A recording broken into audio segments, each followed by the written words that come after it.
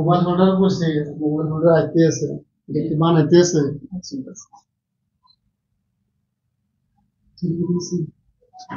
দুইশো জন জয়েন হয়েছে, 200 জন জয়েন হয়েছে।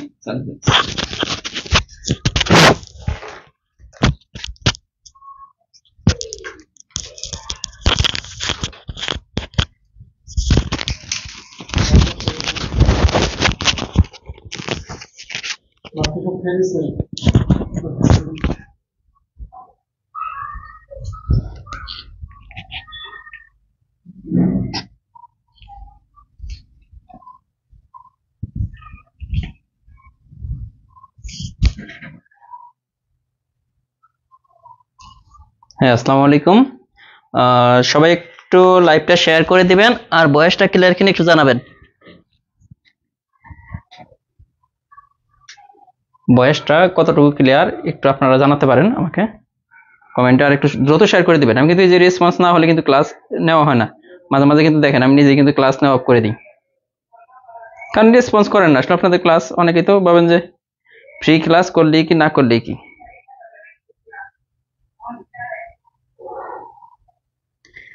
কিন্তু ক্লাসগুলো যে খুবই গুরুত্বপূর্ণ এটা তো বুঝেন না আপনারা, যে এত গুরুত্বপূর্ণ ক্লাস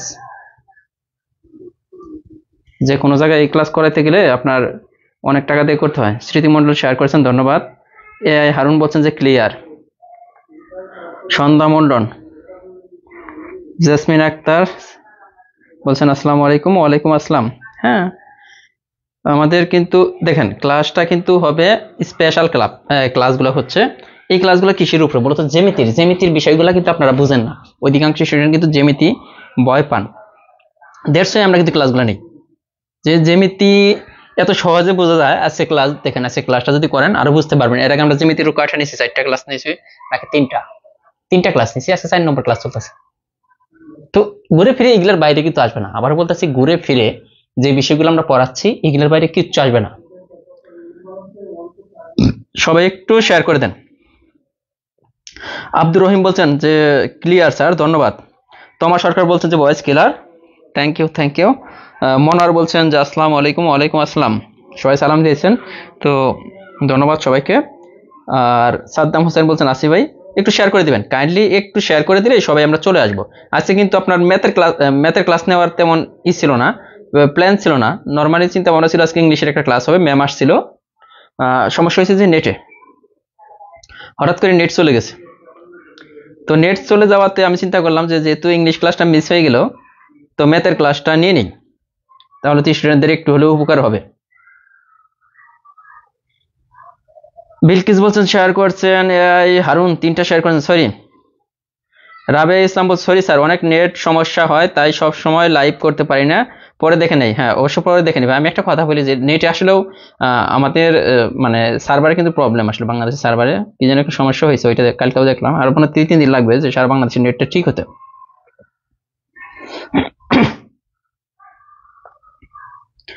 শেয়ার করছেন SM মনোয়ার হোসেন, শেয়ার করছেন, ধন্যবাদ। মনিনাথ শেয়ার করছেন। তানিয়া সুলতানা বলছেন কেমন আছেন? আলহামদুলিল্লাহ ভালো আছি, যদিও অনেক ব্যস্ততার মধ্যে যাচ্ছে। আপনারা জানেন যে সামনে আমাদের নিবন্ধনের পেইড একটা ব্যাচ 1 তারিখ থেকে ক্লাস শুরু হতে যাচ্ছে, তো ওইটা নিয়ে ব্যস্ততা। আর তো ক্লাস তো আছে, বইয়ের কাজ তো আছে। স্যার একটু পরিমিতির ম্যাথ ক্লাস নেন প্লিজ। শিরিন ইসলাম বলছেন ইনশাল্লাহ নিব আপু। আয়শা স্বপ্ন বলছেন স্যার ভর্তি হয়েছি, কিভাবে বুঝবো ক্লাস হবে? ক্লাস হওয়ার আগে আপনাকে লিঙ্ক দেওয়া হবে, টেনশনের কিছু নাই। শাহিনুর ইসলাম বলছেন এটা কোন বই থেকে ক্লাস নিচ্ছেন? আমরা ক্লাস নিচ্ছি মূলত কোন বই এটা বলেন তো, বলতে পারেন কিনা? যে এটা হচ্ছে প্রাইমারি শর্ট সাজেশন বই থেকে। এই যে প্রাইমারি শর্ট সাজেশন যে বইটা, এই বইটা থেকে কিন্তু আমরা ক্লাসটা নিচ্ছি। এই যে প্রাইমারি শর্ট সাজেশন, শেষ সময়ের প্রস্তুতি, খুব গুরুত্বপূর্ণ একটা বই, আপনারা জানেন। তো এই বইটা থেকে কিন্তু ক্লাসগুলো নেওয়া হচ্ছে।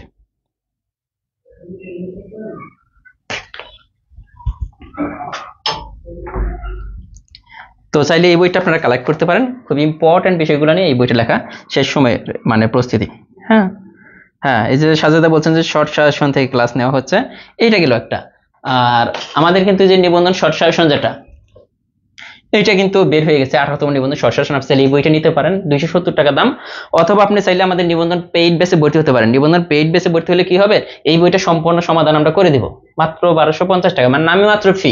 কারণ এই বইটা যদি আপনার ঠিকানায় আমরা পাঠাতে চাই তাহলে 1200 মানে 350 টাকার মতো লাগে কুরিয়ার চার্জ সহ। এই বইটা আপনি ফ্রিতে পাচ্ছেন যদি নিবন্ধন পেইড কোর্সে ভর্তি হয়ে যান। আর ক্লাস শুরু হবে 1 তারিখ থেকে। যারা এখনো ভর্তি হন নাই 1250 টাকা দিয়ে দ্রুত ভর্তি হয়ে যেতে পারেন। অথবা যারা এই বই নেবেন না, যে এই বইটা আমি এলাকা থেকে কালেক্ট করবো, তারা মাত্র 1000 টাকা দিয়ে আপনি কি 90টা ক্লাস করবেন, 40টা পরীক্ষা দিবেন। এটা কিন্তু শুধু নিবন্ধনের জন্য উপকার হবে এরকম না, যে কোনো চাকরির জন্য।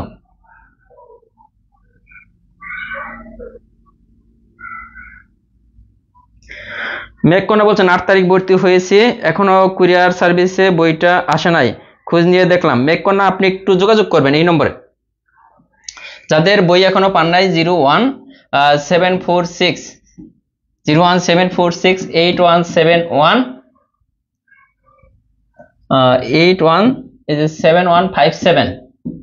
এই নম্বরে একটু যোগাযোগ করবেন, আপনার বইটা কোথায় আছে বলে দিবে। হ্যাঁ, এই নম্বরে 01746817157 যারা নিবন্ধন পেইড বেসে ভর্তি হয়েছেন। আর অথবা যারা ভর্তি হতে চাচ্ছেন তারা এই নম্বরে যোগাযোগ করবেন, যে নিবন্ধন পেইড বেসে ভর্তি হবে 01519229। এই নম্বরে মানে প্রবলেমের জন্য এই নম্বর, প্রবলেম সমাধান হবে এই নম্বরে। আর ভর্তি হওয়ার জন্য এই নম্বরে যোগাযোগ করবেন। ক্লাস কিন্তু 1 তারিখে শুরু হয়ে যাবে, লিঙ্ক দিয়ে দিব। এই যে আমরা কিন্তু 1000 হলেই ক্লাস শুরু করে দিব, 1000 হলেই ক্লাস শুরু করে দিব, হয়ে গেছে প্রায়। সবাই একটু শেয়ার করে দিবেন, ক্লাসটা সবাই একটু শেয়ার করে দেন।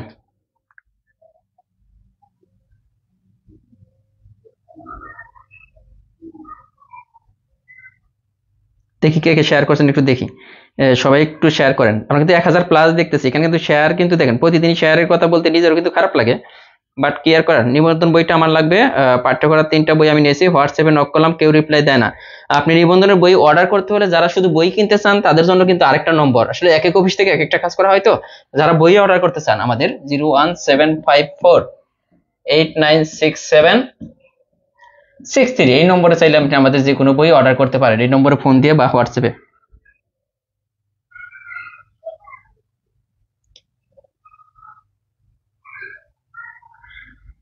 ঠিক আছে, আমরা শুরু করে দিই। 1000 কিন্তু আমরা হয়ে গেছি। হ্যাঁ, 1000 অলরেডি হয়ে গেছে, আর সময় নেব না বেশি। এখানে দেখেন প্রথম প্রশ্নটা বলছে ত্রিভুজ এবিসি এর বিসি বাহুকে ডি পর্যন্ত ভর্তি করা হলো। এ কোণ 60 ডিগ্রি হলে বি কোণ 90 ডিগ্রি হলে এসি ডিগ্রি। যেহেতু একটা কোণ 90 ডিগ্রি আছে, তার মানে এটা কিন্তু আমরা বুঝে যাচ্ছি যে সমকোণী ত্রিভুজ। একটা কোণ যেহেতু 90 ডিগ্রি আছে, আমরা এটা থেকে কিন্তু কোন ত্রিভুজের একটা কোণ যদি 90 ডিগ্রি হয় এটা কি সমকোণী ত্রিভুজ। এখন আমরা একটা যদি সমকোণী ত্রিভুজ যদি বর্ধিত বানাই, দেখেন সাপোজ মনে করেন এরকম আমরা একটা ত্রিভুজ অঙ্কন করলাম। হ্যাঁ, এটা বলতেছে এ কোণ, এটা এ কোণ, এটা বি কোণ, এটা সি কোণ। ওকে, আমাদের বলতেছে এই বিসি বাহুটাকে, যা বলতেছে তাই কিন্তু করব। দেখেন এবিসি ত্রিভুজের বিসি বাহুকে ডি পর্যন্ত বাড়াইলাম, এই বিসিটাকে এই দিকে আমরা বাড়িয়ে নিয়ে গেলাম কোন পর্যন্ত, এই ডি পর্যন্ত আমরা বাড়িয়ে নিয়ে গেলাম। তার মানে বিসি বাহুটাকে ডি পর্যন্ত বর্ধিত করলাম। এখন আমাদের বলতেছে যে এ কোণের মান কত ডিগ্রি বলা আছে, দেখেন তো এ কোণের মান 60 ডিগ্রি, ভালো কথা। বি কোণের মান কত ডিগ্রি, এটা 90 ডিগ্রি দেওয়া আছে। এখন আমাদের বলতেছে এই কোণটার মান কত ডিগ্রি। এই যে এ সি ডি, এই কোণ কি এ সি ডি, কোণটা সবসময় মাঝখানে হয়। তার মানে ডি কোণের মানটা, মানে এই বহিস্থ কোণের মানটা, এটা সে এসে এই কোণটার মান কত, এই দুইটা কোণ দেওয়া আছে। দেখেন এই কোণটা বের করার সহজ টেকনিক হচ্ছে, দেখেন এখানে এই যে এই ত্রিভুজের কথা যদি আমরা চিন্তা করি, এটা একটু বুঝবেন তাহলে যে কোনো অঙ্ক আপনি পারবেন। এই ত্রিভুজটার কথা যদি চিন্তা করি, এখানে 3টা কোণ আছে, এ কোণ একটা, বি কোণ একটা, সি কোণ। ত্রিভুজের অন্তঃস্থ কোণ মানে ভিতরের কোণ 3টা, এটা কিন্তু বহিস্থ কোণ, এটা হচ্ছে বহিস্থ কোণ। দেখেন এই যে এই কোণটার পরিমাণ কত, আমরা দুইটা সিস্টেমে করতে পারি। সহজ টেকনিকটা যদি দেখাই, যে এই কোণটার মান হবে, এই কোণটার মান হবে ত্রিভুজের বিপরীত যে দুইটা কোণ আছে ওই দুইটা কোণের যোগফলের সমান। কোন দুইটা, মানে এই কোণ বাদে এটার সাথে যে কোণ থাকবো ত্রিভুজের অন্তঃস্থ, এইটার সাথে যে কোণ থাকবো, এই বহিস্থ কোণের পরিমাণ হবে এই অন্তঃস্থ কোণ বাদে এটার সাথে যে কোণ থাকবে, এইটা বাদে যে দুইটা কোণ থাকবে, এই দুইটা কোণের যোগফলের সমান হবে এটা। তার মানে 60 আর 90, তাহলে 60 আর 90 এর যোগফল হচ্ছে এটা, সমান হচ্ছে 120 ডিগ্রি। কোনটা, এই যে এই কোণটা, এই কোণটা এসিডি এর মান কত ডিগ্রি হলো, 120 ডিগ্রি। দেখেন কোন দুইটা কোণ, যে একটা ত্রিভুজের বহিস্থ যে কোনো কোণের পরিমাণ মানে বাহিরের যে কোনো কোণের পরিমাণ হবে এটার বিপরীত দিকে অবস্থিত দুইটা অন্তঃস্থ কোণের সমষ্টির সমান। বিপরীত দিকে দেখেন এইটার বিপরীত পাশে, এইটার বিপরীত কোণটা, এই দুইটা কোণের এটা সাথে যে কোণ থাকবে এই কোণটা বাদ, এই কোণটা বাদ। এখন যদি আমি আপনাকে আরেকটা জিনিস বোঝাই, যে তাহলে দেখেন যে এটা 60 ডিগ্রি, এটা 90 ডিগ্রি, তাহলে কত ডিগ্রি হলো? এই কোণটা আমরা কিন্তু এমনিতেও বের করতে পারি না। খেয়াল করবেন, এই যে এই কোণটা আমরা যদি মনে করেন এই সিস্টেমে বের করব না, এই সিস্টেমে বের করব না, আমরা জানি ত্রিভুজের 3 কোণের সমষ্টি কত ডিগ্রি? 180 ডিগ্রি, এটা তো জানি সবাই। তো এটা 60 ডিগ্রি, এটা 90 ডিগ্রি, তার মানে 60 আর 90 কত ডিগ্রি? 150 ডিগ্রি হয়ে যাচ্ছে। দুইটা কোণের পরিমাণ হচ্ছে 150 ডিগ্রি। এই দুইটা কোণের পরিমাণ যদি বাদ দেই, এই যে ভিতরের এই কোণটার পরিমাণ কিন্তু বের হয়ে আসে, এটা হচ্ছে কত ডিগ্রি? দেখেন তো, এইটা হচ্ছে কত ডিগ্রি? ও, এটা কত ডিগ্রি ধরছিলাম? 60 আর 90, 150 কিন্তু এটা হবে। হ্যাঁ, ওইখানে মনে হয় বিপরীত দুইটা অন্তস্থ, 60 আর 90, এটা হবে 150 ডিগ্রি। সরি, এটা মনে রাখেন, কারণ এখানে আমরা যোগ করতে বলা হয়েছে। হ্যাঁ, এটা যাক, এটা আমরা বলতেছি না, আমরা বলতেছি যে এটা 60 আর এটা যদি 90 হয়, তাহলে টোটাল হচ্ছে 150, 180 তিনটা, তার মানে এটা কিন্তু 30 ডিগ্রি। এটা যদি 30 ডিগ্রি হয়, এখন দেখেন এটা যদি 30 ডিগ্রি হয়, তার মানে এই টোটালটার মান কত ডিগ্রি? দেখেন তো, এটা সরল কোণ না, সরল কোণের পরিমাণ কত ডিগ্রি? 180 ডিগ্রি, কারণ এখানে 180 ডিগ্রি কোণ উৎপন্ন হয়েছে। টোটালটার পরিমাণ 180 ডিগ্রি, ভিতরের এইটুকু যদি 30 ডিগ্রি হয়ে যায়, তাহলে এইটুকু কত হবে? এইটুকু কত হবে? 150, কারণ 30 আর 150 টোটাল কত ডিগ্রি? 180 ডিগ্রি। তার মানে এটা কিন্তু এইভাবে আমরা বের করতে পারি। তার মানে এটা 30, এটা 150। অথবা আমরা যে জিনিসটা বললাম প্রশ্ন থেকে, আমরা কিভাবে বলবো যে এখানে আমরা আরেকবার যদি একটু ড্র করি, তাহলে আমি একটু সুন্দরভাবে বুঝাই দিতে পারবো যে এ বি সি একটা ত্রিভুজ, এটাকে ডি পর্যন্ত বর্ধিত করলাম। আমাদের এই কোণের মান দেওয়া আছে 60 ডিগ্রি, এই কোণের মান দেওয়া আছে 90 ডিগ্রি।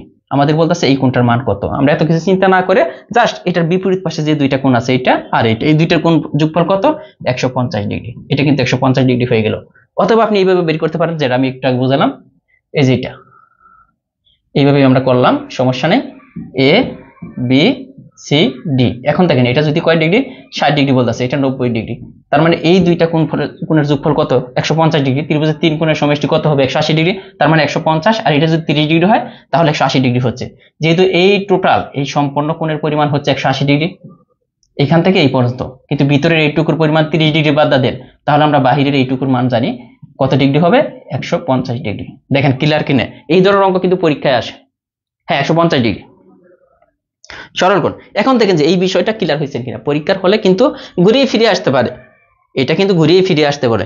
এখন পরীক্ষার হলে এইটা না আসে, এরকম যদি আসতো তাও কিন্তু আপনি পারতেন। এই অঙ্কটা এইভাবে আসতে পারতো না। মনে করেন যে এই ত্রিভুজটাই এরকম আছে, এই বাহুটাকে বর্ধিত না করে এইদিকে আমরা একটু বর্ধিত যদি করি, এইদিকে যদি বর্ধিত করি, মনে করেন আগের মতোই এটা দেওয়া ছিল 60 ডিগ্রি, এটা 90 ডিগ্রি, আর এটা 30 ডিগ্রি। তাও দেখেন আমাদের যদি বলে এই কোণটার মান কত ডিগ্রি, এই কোণটার মান কত ডিগ্রি, আপনি কিন্তু নরমালি তো এটা 90 ডিগ্রি হওয়াতে আপনি বুঝে গেছেন যে এইটাও 90 ডিগ্রি হবে। কিন্তু দেখেন এই দুইটা কোণের যোগফল কত? কারণ এইটার বিপরীত দিকে কোন কোণ? এই কোণের বিপরীত দিকে যে কোণ হবে ওই দুইটা, 60 আর 30 এর যোগফল 90। মানে উল্টা পাশেটাও আসতে পারে পরীক্ষার হলে, ঘুরিয়ে ফিরে যেভাবে আসুক আপনি যেন অ্যান্সার করতে পারেন। কারণ এই নিয়মে জব ম্যাথ বই থেকে অনেকগুলো ম্যাথ আছে, আপনি সেগুলো সমাধান করবেন নিজে নিজে, তাহলে কিন্তু আপনি পারবেন। রুনা লাইলা সরকার বলছেন যে আপনি খুব সুন্দর করে বোঝান, ধন্যবাদ আপনাকে। যে ক্লিয়ার কিনা, একটু ক্লিয়ার হলে আমরা পরেরটা চলে যাবো। আমরা কিন্তু দুইটা সিস্টেমে দেখিয়ে দিলাম।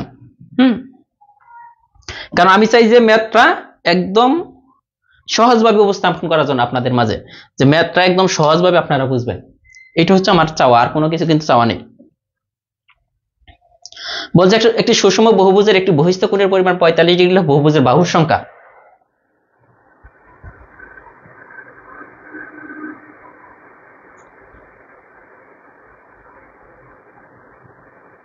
সবাই একটু শেয়ার করে দিবেন যারা আছেন। হ্যাঁ, এটা দেখেন যে সুষম বহুভুজের এরকম যদি আসে, সুষম বহুভুজ কতগুলো ভুজ আছে? বহুভুজ। এটার একটি বহিস্থ কোণের পরিমাণ 45 ডিগ্রি যদি দেওয়া থাকে, হ্যাঁ, বহুভুজের বাহুর সংখ্যা কত? এই ধরনের অঙ্ক আসলে সহজ, টেকনিকটা হচ্ছে খুবই সহজ। যদি বহুভুজের দেখেন এই যে বহিস্থ কোণের পরিমাণ যদি দেওয়া থাকে, একদম সহজ ব্যাপারটা। বহিস্থ কোণের পরিমাণ দেওয়া থাকলে 360 ডিগ্রিকে এই বহিস্থ কোণের পরিমাণ দ্বারা ভাগ করলেই অ্যান্সারটা চলে আসবো। যদি বহিস্থ কোণের পরিমাণ দেওয়া থাকে, এটা তো সরাসরি বহিস্থ কোণের পরিমাণ দেওয়া আছে। দেখেন বহিস্থ কোণ, যদি অন্তঃস্থ কোণের পরিমাণ দেওয়া থাকে সেম অঙ্ক, এখানে বলা থাকবে শুধু অন্তঃস্থ। অন্তঃস্থ কোণের পরিমাণ যদি দেওয়া থাকে, তাহলে আমাদের বহিস্থ কোণের পরিমাণটা বের করতে হবে। বহিস্থ কোণের পরিমাণটা কিভাবে বের করব? 180 ডিগ্রি থেকে এই অন্তঃস্থ কোণের পরিমাণটা বিয়োগ করে দেব। এখানে যদি অন্তঃস্থ কোণের পরিমাণ যা দেওয়া থাকবে, সাপোজ মনে করুন একটি বহুভুজের একটি অন্তঃস্থ কোণের পরিমাণ যদি দেওয়া থাকে 60 ডিগ্রি, তাহলে আমাদের বললো এর বাহুর সংখ্যা কত হবে। যদি অন্তস্থ কোণের টার্ম যদি এখানে লিখি, তাহলে আমাদের ওই 360 ডিগ্রি ঠিকই আছে, খালি কি হবে, আমাদের এই অন্তস্থ কোণ দেওয়া আছে না, এটাকে আমাদের বহিস্থ কোণ বের করতে হবে। বহিস্থ কোণ বের করতে কি করতে হবে, এই যে অন্তস্থ কোণের পরিমাণ 180 ডিগ্রি থেকে এই অন্তস্থ যে কোণের পরিমাণ এটা বিয়োগ করে দিতে হবে 120 ডিগ্রি, এটাকে 120 দ্বারা ভাগ করতে হবে, তখন বহিস্থ কোণ হচ্ছে এটা। এটা করার আমি টেকনিকটা আমি দেখাবো, একটু পরেই আছে।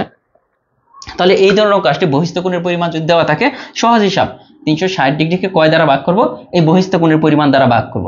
তো এটাকে যদি এটা দ্বারা ভাগ করি, 5 8 40 শূন্য, তার মানে 8 বার যাচ্ছে, 4 8 32, তার মানে 8। দেখেন বাহুর সংখ্যা হচ্ছে 8 যদি বহিস্থ কোণের পরিমাণ এটা দেওয়া থাকে। হয়ে গেল। এখন যদি আসে অন্তস্থ কোণের পরিমাণ, পরের অঙ্কটা আমি দিয়েছি যে দুইটা পদ্ধতিতে এই প্রশ্নটা হতে পারে পরীক্ষার হলে। একটা হচ্ছে বহিস্থ কোণের পরিমাণ সরাসরি দেওয়া থাকবে, আর কাছে অন্তস্থ কোণের পরিমাণ দেওয়া থাকবে, আমরা বহিস্থ কোণের পরিমাণটা বের করে নেব। কিভাবে বের করব দেখেন, সুষম বহুভুজের অন্তঃকোণের পরিমাণ, এটার ওইটার মধ্যে পার্থক্য কি, ওইটার মধ্যে বহিস্থ কোণের পরিমাণ, এটা অন্তঃকোণের পরিমাণ দিচ্ছে, বাহুর সংখ্যা কত এটাই চেয়েছে না, তাহলে উপর তো 360 হবেই। এখন আমাদের নিশ্চিত হবে বহিস্থ কোণের পরিমাণ, কিন্তু এইখানে তো দেওয়া আছে অন্তঃকোণের পরিমাণ, আমরা তো পারতাছি না এটা দিয়ে। তাহলে বহিস্থ অন্তঃকোণের পরিমাণ যদি দেওয়া থাকে, বহিস্থ কোণের পরিমাণ যদি বের করতে যাই, সেটা বহুভুজ হোক ত্রিভুজ হোক যাই হোক, আমাদের কি করতে হবে, 180 ডিগ্রি থেকে এই অন্তঃকোণের পরিমাণ যদি বিয়োগ দিয়ে দেই, তাহলে আমাদের যে জিনিসটা থাকবে যে 60 ডিগ্রি, এইটাই কিন্তু বহিস্থ কোণের পরিমাণ, এটাই কিন্তু বহিস্থ কোণের পরিমাণ। এটা বহুভুজের ক্ষেত্রে দেখেন এটা বহিস্থ কোণের পরিমাণ, তো বহিস্থ কোণের পরিমাণ কত ডিগ্রি, 60 ডিগ্রি। কেন 60 ডিগ্রি হলো দেখেন, 120 কেন লিখলাম না, এটা অন্তঃকোণ, আমাদের লাগবে কি বহিস্থ কোণ। তো বহিস্থ কোণ বের করার সিস্টেম কি, যদি অন্তঃকোণ দেওয়া থাকে বহিস্থ কোণ বের করব, 180 ডিগ্রি থেকে অন্তঃকোণের পরিমাণটা মাইনাস করে দেব, তাহলে বহিস্থ কোণ পাবো। আমাদের সবসময় ভাগ করতে হবে কাকে দ্বারা, সিস্টেম কিন্তু একটাই, মানে টেকনিক একটাই, যে বহিস্থ কোণ দ্বারা ভাগ করতে হবে। তো 0 0 কাটা, এই যে 6 6 36। এখন আপনি বলতে পারেন যে বহিস্থ কোণের পরিমাণ কেন 180 ডিগ্রি থেকে বাদ দেব, বহিস্থ কোণের পরিমাণ আমি যদি ত্রিভুজের ক্ষেত্রে বহিস্থ কোণ বের করি, আপনাকে যদি বুঝাই যে কিভাবে বুঝাবো।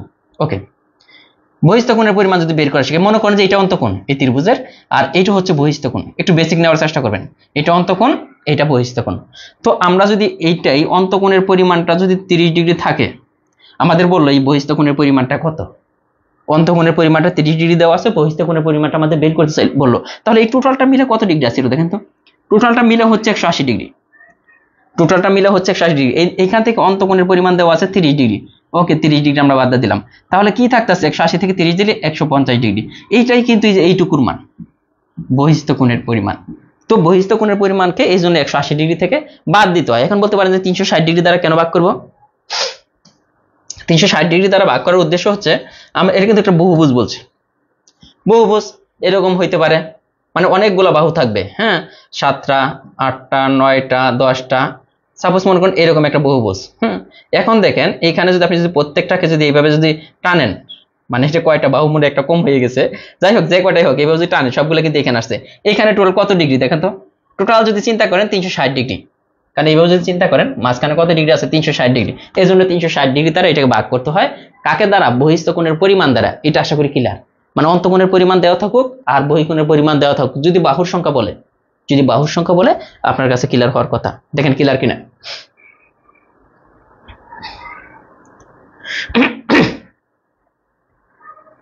দেখেন যে এখানে বেসিকটা আপনার ক্লিয়ার হয়েছে কিনা।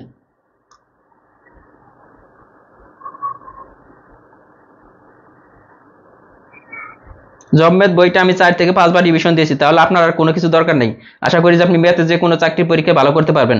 অমিত সাহা বলছেন না, এখানে হাসির তো কিছু নেই, জব ম্যাথ বইটা এই যে বইটা, হ্যাঁ এই বইটা যদি ভালোভাবে পড়েন, আশা করি যে ম্যাথের যে কোনো প্রবলেম, আপনি এত বড় বড় বই, যত বড় বড় বই দেখেন যাই দেখেন, এই বইটা যদি পড়তে পারেন শেষ করতে পারেন, আপনার আর কোনো কিছু লাগবে না ম্যাথের জন্য, নিজেই বস হয়ে যাবেন এই বইটা, জব ম্যাথটা যদি থাকে সাথে।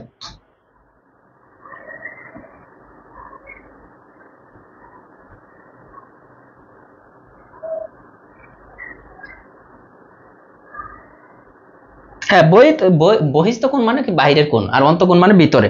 অল ক্লিয়ার, এই যে রিপন আসারজি বলছেন যে অল ক্লিয়ার, আলহামদুলিল্লাহ।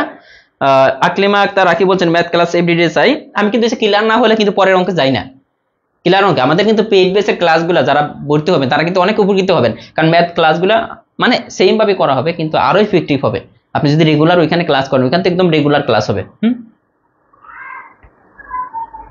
আলিজা বলছেন স্যার কেমন আছেন, আলহামদুলিল্লাহ। মডেল টেস্ট গণিতগুলো করে দিয়েন। চানু খন্দকার শাহিন বলছেন স্যার আপনার ক্লাসগুলো অনেক ভালো লাগে। অমিত সাহা ভাই তাহলে 20-এ 20 পাবো ইনশাল্লাহ। হ্যাঁ অবশ্যই আপনি ভালো করতে পারবেন। পদ্মপাতার জল ইদানিং ক্লাসের সংখ্যা কমে যাচ্ছে। ক্লাসের সংখ্যা কমে যাওয়ার একটাই কারণ আপনাদের এই যে লাইক কমেন্ট শেয়ারের পরিমাণ কমে যাচ্ছে, আমাদের ক্লাস সংখ্যা আমরা কমিয়ে দিচ্ছি। কারণ এখানে একটা ক্লাস নেওয়ার আমি পেড বেসে একটা ক্লাস নিলে দেখা গেলো এক ক্লাসের বিনিময়ে আমি 7-8 হাজার টাকা ইনকাম করতে পারতেছি। এখানে তো ফ্রি বক বক করে লাভ নাই, তাই না? আপনারা ক্লাস ফ্রিতে পাবেন তারপরেও ভালো লাগে না, তো ব্যাপারটা কেমন না?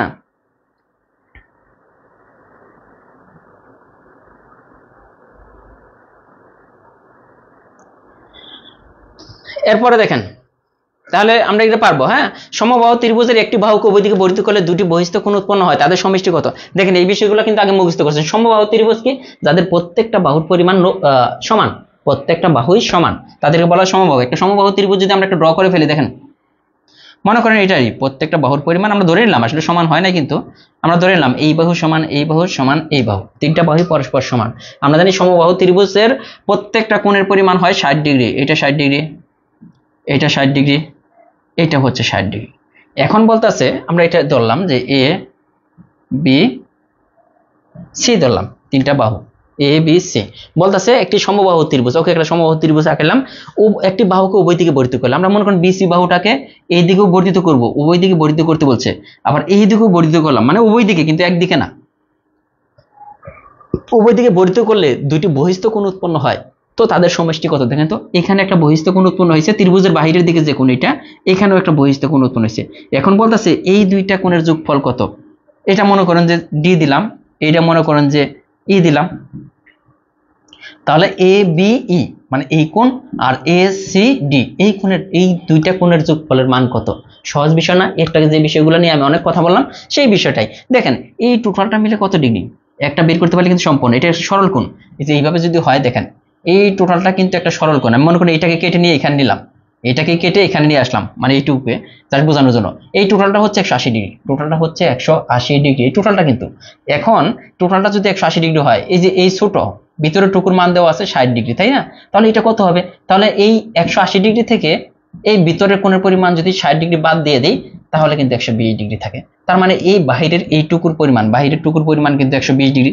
সেম ভাবে এটা যেহেতু 60 ডিগ্রি, এই সম্পূর্ণটার পরিমাণ, এখানে একটা সরল কোণ আছে, সম্পূর্ণটার পরিমাণ ছিল 180 ডিগ্রি, 180 ডিগ্রি 60 ডিগ্রি বাদ দিলে এখানেও কিন্তু 120 ডিগ্রি। আমাদের বলছিল এই যে এই কোণ আর এই কোণের যোগফল কত, তাহলে এইটা পেলাম 120 ডিগ্রি, এইটা পেলাম 120 ডিগ্রি, তার মানে এই 120 প্লাস 120 টোটাল কত ডিগ্রি?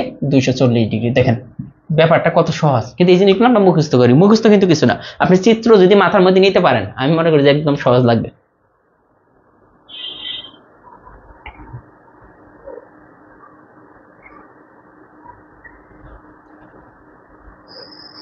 আশরাফুল্লাহ লিখছেন 180 minus 60 degree. S K M Ainul Haque বলছেন যে 240 ডিগ্রি, সার্কেটিং সিং এর মতো দেখা যায়, এটা সবাই বলে। অমিত শাহ বলছেন স্যারের বইটা মার্চ থেকে। আমি আবার বলতেছি জব ম্যাথ যদি আপনি ভালো করে শেষ করতে পারেন আর কিচ্ছু লাগবে না ম্যাথের জন্য। রাসেল আহমেদ রাজ বলছেন আপনার বোঝানোর টেকনিক অনেক সুন্দর, ধন্যবাদ। হ্যাঁ, এই যে আপনাদের কিন্তু এই যে ভালো লাগা, মানে আমি বুঝাইলে যে আপনারা বুঝতে পারেন এই বিষয়টাতে আমার ভালো লাগে, সত্যিকার কথা। একটু শেয়ার করে দেন, যারা এখন আছেন একটু শেয়ার করে দেন।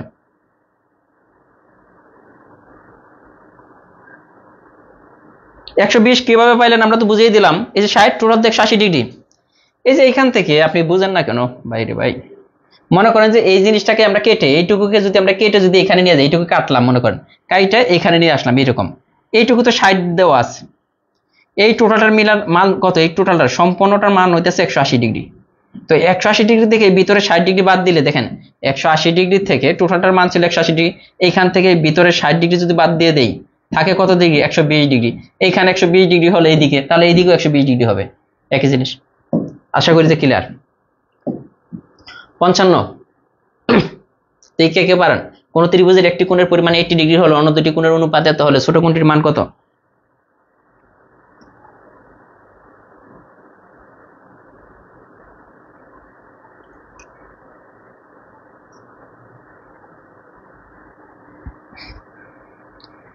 তাকরিমা তুলি বলছেন আমার দেখা গণিতের বেস্ট টিচার। যাক আলহামদুলিল্লাহ। তাহিয়া রহমান বলছে স্যার প্রতিদিন ক্লাস চাই, এর আগে আবার যে গাজীউর রহমান বলছেন আপনি অনেক ভালো পড়ান, আলহামদুলিল্লাহ, দোয়া করবেন সবাই। হ্যাঁ, এই যে রিমন বণিক বলছেন যে আপনার ক্লাস দেখে ম্যাথ এখন পানি পানি লাগে।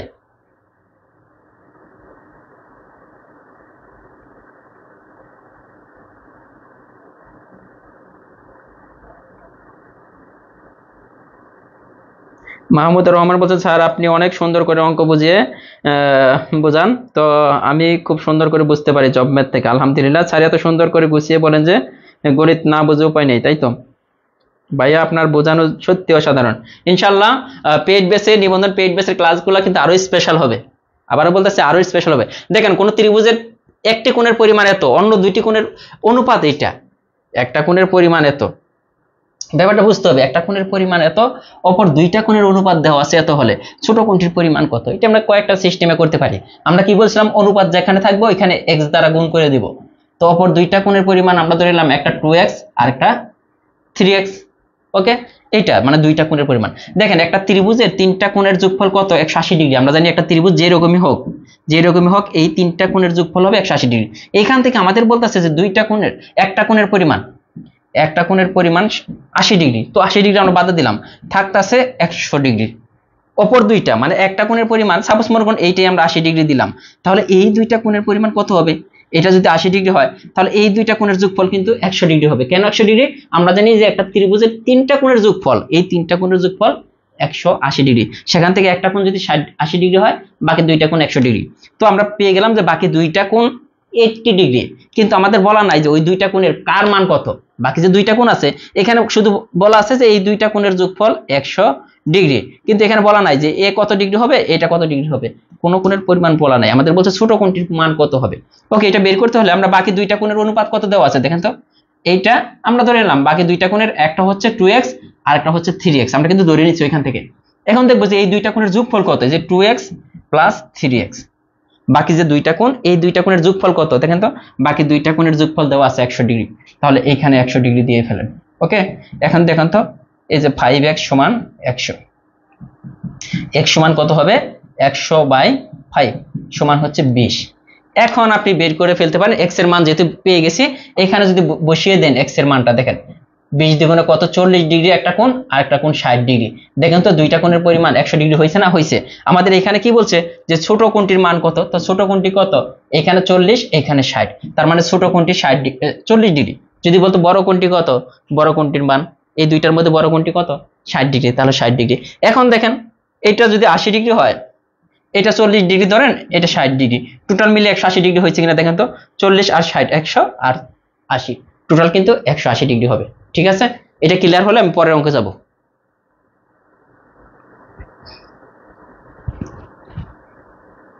এটা যদি ক্লিয়ার হয়ে যায় আমি পরের অঙ্কে চলে যাব। ঠিক আছে, দেখেন সবার ক্লিয়ার কিনা একটু জানাবেন।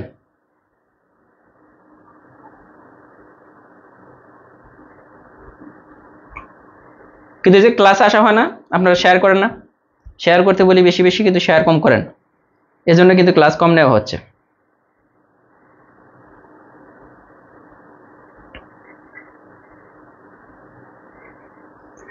হারুন বলছেন আপনার টিচিং অনেক ভালো, আলহামদুলিল্লাহ। এমডি হিমেল বুঝতে পারছেন। নাদিয়া সুলতানা বলছেন যে ক্লিয়ার, আপনার ক্লাস করে অনেক সহজে অঙ্ক করতে পারি, আলহামদুলিল্লাহ। মানে আমি যতটুকু পারি ততটুকু আমি বোঝানোর চেষ্টা করি, আমি যে আবার সব পারি ব্যাপার কিন্তু ওইরকম না, মানে যতটুকু বুঝি ততটুকু আমি বোঝানোর চেষ্টা করি। মোটামুটি সবাই কিন্তু বুঝতে পারছেন। তাহলে পরেরটা চলে গেলাম, কেমন? যে সাকিয়া আক্তার স্বপ্না বলছে থ্যাংকস স্যার, জ্যামিতি এত সহজ করে বোঝানোর জন্য, ক্লিয়ার। ওকে, মানে প্রত্যেক জ্যামিতি কিন্তু একদম সহজ, জ্যামিতিতে যে মার্কগুলো আসে ওইটা একদম সহজ। এই যে এই জিনিসটা দেখেন, চতুর্ভুজের 4 কোণের সমষ্টি কত, মনে করেন যে এটা আমাদের মনে নাই, চতুর্ভুজের 4 কোণের সমষ্টি আমরা সবাই জানি। চতুর্ভুজ কাকে বলে, 4টি বাহু দ্বারা সীমাবদ্ধ ক্ষেত্র, সেটা বাঁকা যেরকম মনে সেরকম হোক, এই 4টি বাহু দ্বারা সীমাবদ্ধ ক্ষেত্র, এই 4টা কোণের যোগফল আমরা নরমালি মুখস্থ করছি কত ডিগ্রি, 360 ডিগ্রি। এটা মুখস্থ করছি না, যে চতুর্ভুজের 4 কোণের সমষ্টি কত ডিগ্রি, 360 ডিগ্রি। এই বিষয়গুলো চতুর্ভুজ না আয় যখন ষড়ভুজ এসে পড়বে, যে ষড়ভুজের 6 কোণের সমষ্টি কত, বা অষ্টভুজের 8 কোণের সমষ্টি কত, তখন কিন্তু বলবো না। বলেন তো দেখি অষ্টভুজের 8 কোণের সমষ্টি কত, দেখি কে কে পারেন। অষ্টভুজের 8 কোণের সমষ্টি কত? এই যে 8টা যে কোণ থাকে অষ্টভুজের, 8টা যদি ভুজ হয় তাহলে কোণ হবে 8টা। এই অষ্টভুজের 8 কোণের সমষ্টি কত থেকে কে কে বের করতে পারেন? চতুর্ভুজ ত্রিভুজ কিন্তু সবাই বের করতে পারি। ত্রিভুজেরটা কত? ত্রিভুজের 3 কোণের সমষ্টি 180 ডিগ্রি। অষ্টভুজেরটা কত হবে?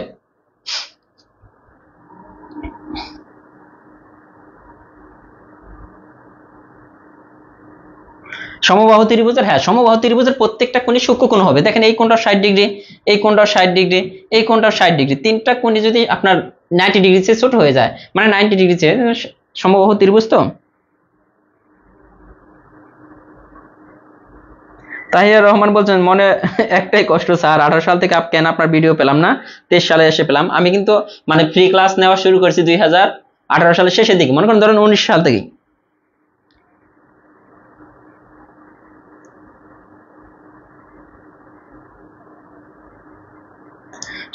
Degree MD Sadiqur Rahman.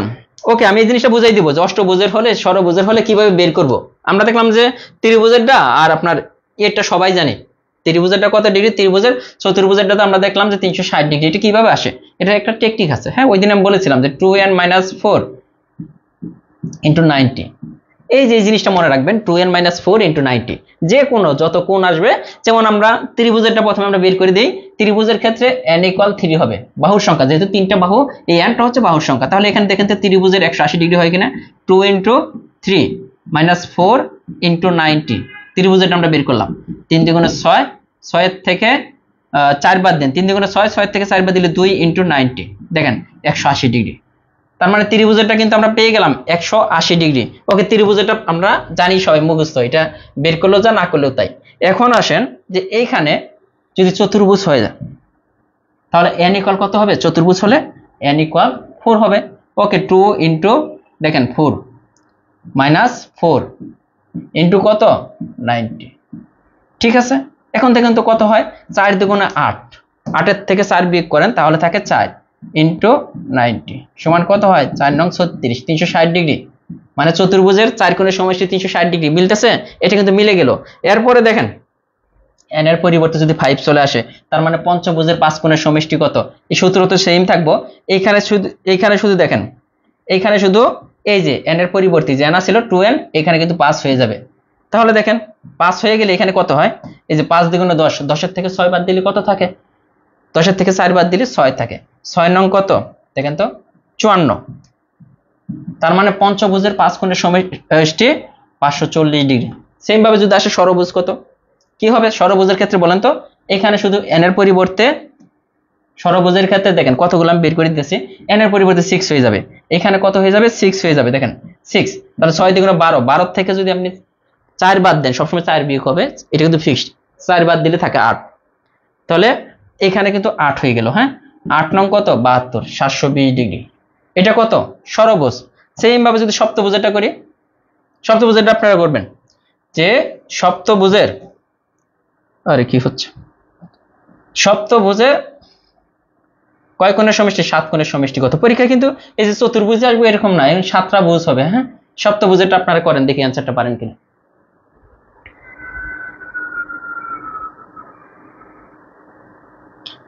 সপ্তভুজের মানে n = 7 হলে কত হবে অ্যান্সারটা? সপ্তভুজের 7 কোণের সমষ্টি কত ডিগ্রি?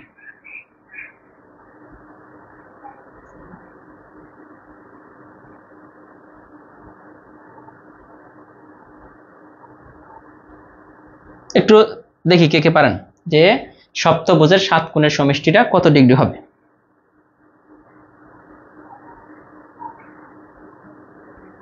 এই বিষয়গুলো দেখেন, একটা জিনিস দিয়ে কিন্তু ম্যাথ সহজ কিসের জন্য বলেন? যে একটা জিনিস দিয়ে, একটা টেকনিক দিয়ে আমরা অনেক কিছু করতে পারতেছি। একটা টেকনিক দিয়ে আমরা অনেক কিছু। আরজুজ্জামান বলছেন আমি 2 মাস হয় আপনার ক্লাস পাইছি, ধন্যবাদ।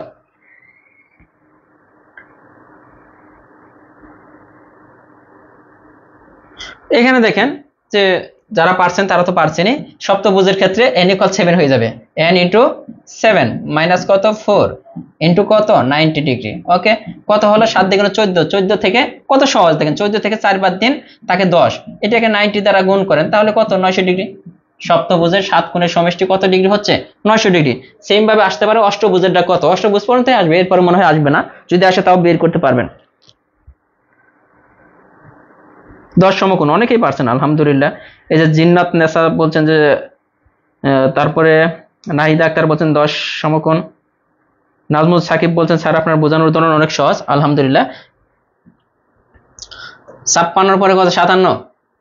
দেখেন এটা কি বলছে যে একটা চতুর্ভুজের 3টি কোণের সমষ্টি এত হলে চতুর্থ কোণটির মান কত। দেখেন তো একটা চতুর্ভুজ, আমি জানি না যে আসলে একটা চতুর্ভুজ আমি জাস্ট ড্র করলাম। চতুর্ভুজে আমরা জানি এ বি সি ডি 4টা কোণ থাকে। হ্যাঁ, এই যে চতুর্ভুজ আমরা আঁকাইলাম, মানে 4টা বাহু হলে চতুর্ভুজ, সেটা সামান্তরিক হোক আপনার রম্বস হোক যাই হোক ওটা চতুর্ভুজ। হ্যাঁ, বলছে 3টা কোণের যোগফল। 3টা কোণটা আমরা জানি চতুর্ভুজের দেখে আসলাম সবগুলা, মানে 4টা কোণের যোগফল হবে 360 ডিগ্রি। 4টা কোণের যোগফল হচ্ছে 360 ডিগ্রি। এখানে মনে করেন 3টা কোণ দেওয়া আছে এ বি, এই যে এ বি সি, মনে করেন এই 3টা কোণের যোগফল, এই যে এ যোগ বি যোগ সি কত ডিগ্রি দেওয়া আছে? 280 ডিগ্রি। তো 4টা কোণের যোগফল থেকে 3টা কোণের যোগফল যদি বাদ দিই তাহলে কত থাকতেছে দেখেন তো? 0 8 80 ডিগ্রি। এই 80 ডিগ্রি তাহলে কত হবে? তাহলে এ বি সি এই 3টা কোণের যোগফল ছিল A plus B plus C, কত ডিগ্রি? এই যে এটা A plus C plus D ছিল। যেখানে যদি আমি একটু বলি যে A plus B plus C plus D সবগুলা কোণের যোগফল হইতেছে 360 ডিগ্রি। এইখানে কি আছে? আমরা ধরে নিলাম যে প্রথম 3টা কোণের যোগফল, এই যে A plus B plus C কোণের যোগফল কত ডিগ্রি?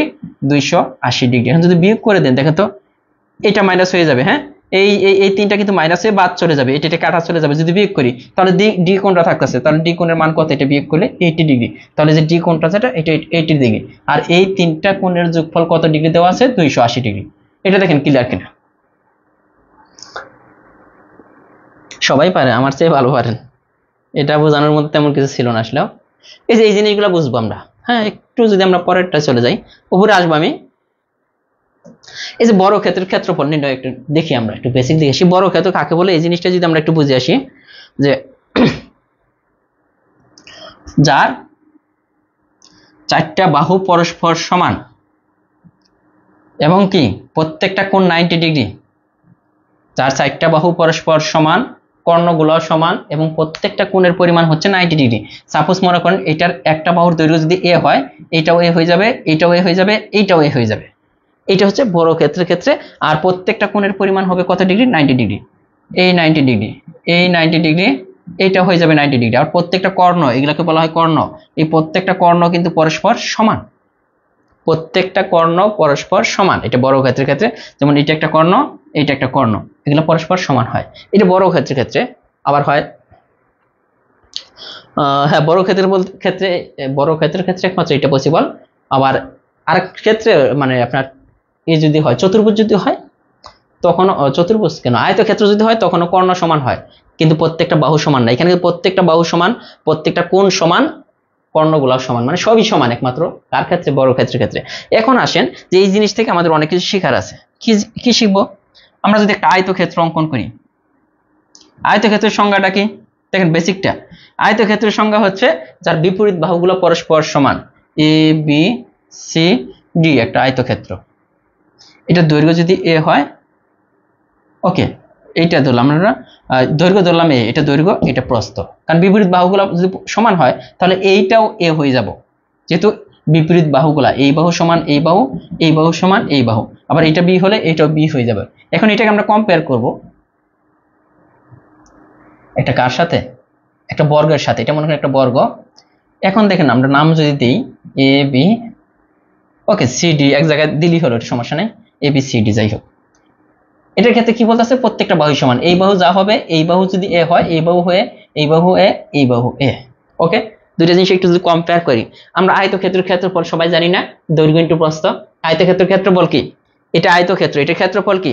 দৈর্ঘ্য ইনটু প্রস্থ। এখানে দৈর্ঘ্য কি ধরছি? এ, আর প্রস্থ কি ধরছি? বি। তার মানে এইটার ক্ষেত্রফল কত? এটার ক্ষেত্রফল হচ্ছে এ ইনটু বি। ওকে, এটার ক্ষেত্রফল কিন্তু এ ইনটু বি। এখন আমরা যদি বড় ক্ষেত্র চলে আসি, তাহলে এইটাও যেহেতু চতুর্ভুজ টাইপের, এইটারও কিন্তু ক্ষেত্রফল হবে কি? দৈর্ঘ্য ইনটু প্রস্থ। এখানে দৈর্ঘ্য কোনটা? এইটা। প্রস্থ কোনটা? এইটা, তাই না? তো দৈর্ঘ্য ইনটু প্রস্থ এখানে লেখেন কি হইতাছে? এ ইনটু এ। দেখেন এখানে এ আর বি কিন্তু ডিফারেন্ট টাইপ। এখানে এও যা মনে করেন যে এটা মনে করেন বি ছিল, এইটা দুইটা কিন্তু সেমই, কারণ দুইটাই তো পরস্পর সমান।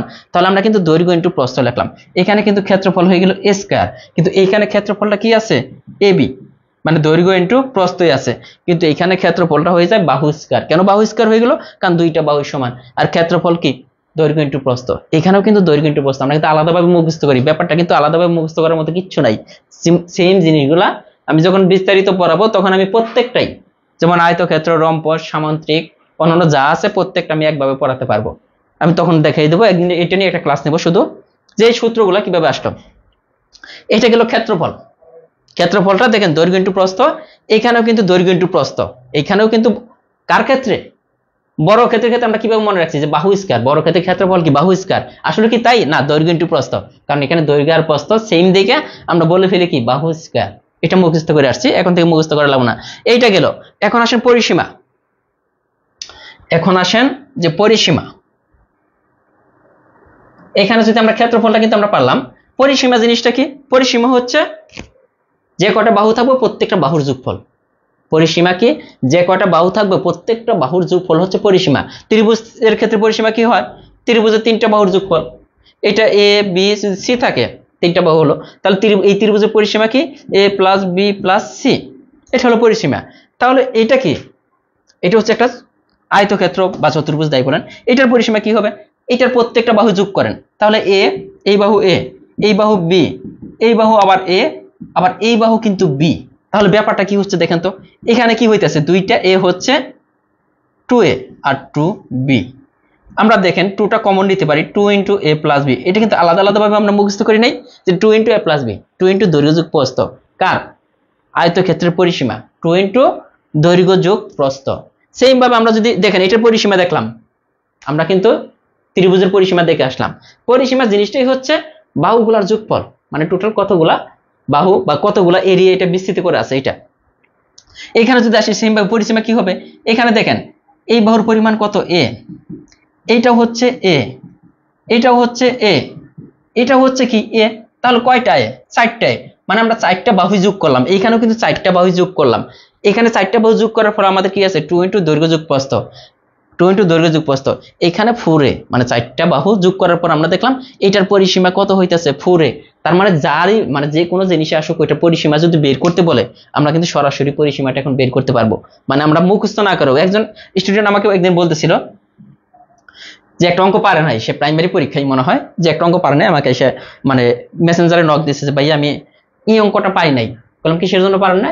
পরে বলতেছে ভাই পরিসীমার সূত্রটা আমার মনে ছিল না, আমার আয়তক্ষেত্রের পরিসীমার সূত্রটা আমার মনে ছিল না। আসলে কিন্তু সহজ, নিজে নিজেই তো 4টা বাহুর কথা চিন্তা করলেই কিন্তু হয়ে যায়, 4টা বাহুর কথা চিন্তা করলেই কিন্তু হয়ে যায়। দেখেন পরিসীমা আর ক্ষেত্রফল বিষয়টা ক্লিয়ার কিনা, এটা কিন্তু বেসিক বিষয়।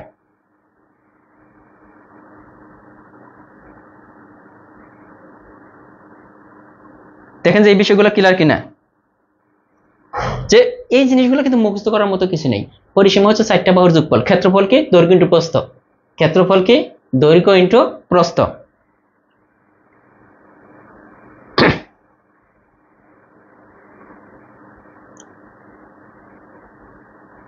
দেখেন কার কার ক্লিয়ার হয়েছে এই বিষয়গুলো। আমরা অঙ্ক করবো, কিন্তু অঙ্কে চলে যাবো আমরা। আমরা ছিলাম কোথায়? যে বড় ক্ষেত্রের এক বাহুর দৈর্ঘ্য।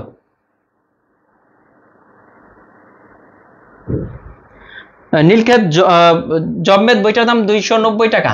জবমেদ বইটা 290 টাকা দিয়ে নীলক্ষেত থেকে কিনতে পারবেন। আপনার আলম বুকস আছে, মাইশা লাইব্রেরি আছে, এগুলাতে গেলেই আপনি পেয়ে যাবেন। এখানে দেখেন একটি বড় ক্ষেত্রের, আমরা যদি পরের অঙ্কটা যদি আগে করি তারপরে উপরের দিকে একটু আসবো। দেখেন এখানে বলছে যে বড় ক্ষেত্রের পরিসীমা যদি 120 হলে প্রত্যেক বাহুর দৈর্ঘ্য কত। তো বড় ক্ষেত্রে আমরা যদি একটু চিন্তা করি, বড় ক্ষেত্রের প্রত্যেকটা একটা বাহু যদি এ হয় তাহলে প্রত্যেকটা বাহুর পরিমাণই কিন্তু এ। এই বড় ক্ষেত্রের পরিসীমা দেওয়া আছে, আমরা ধরলাম যে বড় ক্ষেত্রের পরিসীমা। তো এই বড় ক্ষেত্রের পরিসীমা কত? এই বাহুর যোগফল, এই বাহুর যোগফল, এই বাহু, এই বাহু, 4টা এ, মানে এ প্লাস এ প্লাস এ প্লাস এ, এটা তো পরিসীমা। এই পরিসীমার মান দেওয়া আছে, এই বড় ক্ষেত্রের পরিসীমার মান দেওয়া আছে 120। আমরা কিন্তু এটাই লিখে ফেলাম। সরাসরি আমরা কিন্তু পরীক্ষা হলে লিখবো 4a, কিন্তু আমরা এখন বোঝার সুবিধার্থে এটা লিখলাম। তাহলে 4a সমান 120। তাহলে এ সমান কত দেখেন তো? 120 ভাগ 4, তার মানে 30। তার মানে এর মান 30, এটার এই এর মানও 30, এই এর মানও কত? 30, এইটার মানও 30। দেখেন তো 30 দুগুণে 60, 60 3 60 3 30 90, 4 3 120, তার মানে দেখলাম যে এটার পরিসীমা, টোটাল পরিসীমা হচ্ছে কত 120। তাহলে প্রত্যেকটা বাহুর দৈর্ঘ্য কত পেলাম, বাহুর দৈর্ঘ্য হচ্ছে 30 ফুট। এই যে এর মানও 30 পাইছি, বি এর মানও 30, তার মানে প্রত্যেকটা বাহুর দৈর্ঘ্য কিন্তু 30। এখন বলেন যে এটা মুখস্থ করা লাগছে কিনা। এই অঙ্কটা যে করলাম, দেখেন যে এই অঙ্কটা সহজ লাগছে কিনা। এখন জাস্ট বলবেন যে এটা সহজ কিনা।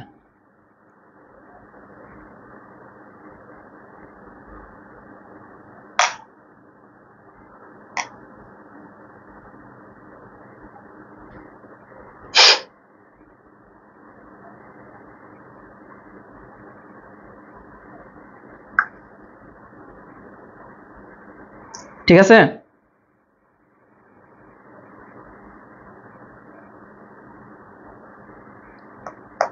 এটা দেখেন যে ক্লিয়ার হয়েছে কিনা আপনাদের, নাকি মুখস্থ করা লাগলো বলেন।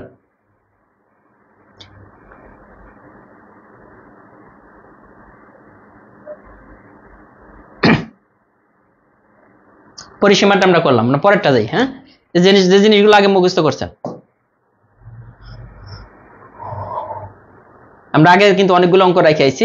একটি বড় ক্ষেত্রের এক বাহুর দৈর্ঘ্য হলে ওর ক্ষেত্রফল কত। এক বাহুর দৈর্ঘ্য, দেখেন একটা বড় ক্ষেত্র, একটা বড় ক্ষেত্র, এটার এক বাহুর দৈর্ঘ্য যদি 5 হয়, এটা যদি 5 হয়, এটাও কিন্তু 5 হয়ে যাবে, এটাও কিন্তু 5 হয়ে যাবে, এটাও কিন্তু 5 হয়ে যাবে। কারণ একটা বড় ক্ষেত্র প্রত্যেকটা বাহুর দৈর্ঘ্য সমান, একটা বাহুর দৈর্ঘ্য 5 হলে প্রত্যেকটা বাহুর দৈর্ঘ্য সমান হয়ে যাবে। এটার ক্ষেত্রফল চেয়েছে। ক্ষেত্রফল কি, এটাকে দৈর্ঘ্য ধরেন, এটাকে প্রস্থ ধরেন, দৈর্ঘ্য ইন্টু প্রস্থ, তার মানে 5 × 5 সমান কত 25। এই যে ক্ষেত্রফল কিন্তু আমরা বের করে ফেললাম মুখে মুখে, যে 5 হয়েছে। আমরা কিভাবে বের করতাম আগে, বড় ক্ষেত্রের বাহুর দৈর্ঘ্য যদি এ হয়, বড় ক্ষেত্রের বাহুর দৈর্ঘ্য এ হলে এটার ক্ষেত্রফল হবে কি এ স্কয়ার, তাই তো। বড় ক্ষেত্রের বাহুর দৈর্ঘ্য, এখানে এ এর মান দেওয়া আছে কত 5, তার মানে এখানে আমরা কি এই 5টা বসায়া স্কয়ার করতাম, এই যে 25। কিন্তু ব্যাপারটা কিন্তু এখান থেকে আসছে, দৈর্ঘ্য ইন্টু প্রস্থ, দৈর্ঘ্য যা প্রস্থটা, দৈর্ঘ্য আর প্রস্থ কিন্তু সমান, তার মানে 5 × 5 সমান হচ্ছে কত 25 বর্গ ফুট। দেখেন জিনিসগুলো যদি আপনার বেসিক ক্লিয়ার থাকে, যে মানে যেভাবে আসুক আপনি কিন্তু পারবেন। এটা দেখেন ক্লিয়ার হয়েছে কিনা।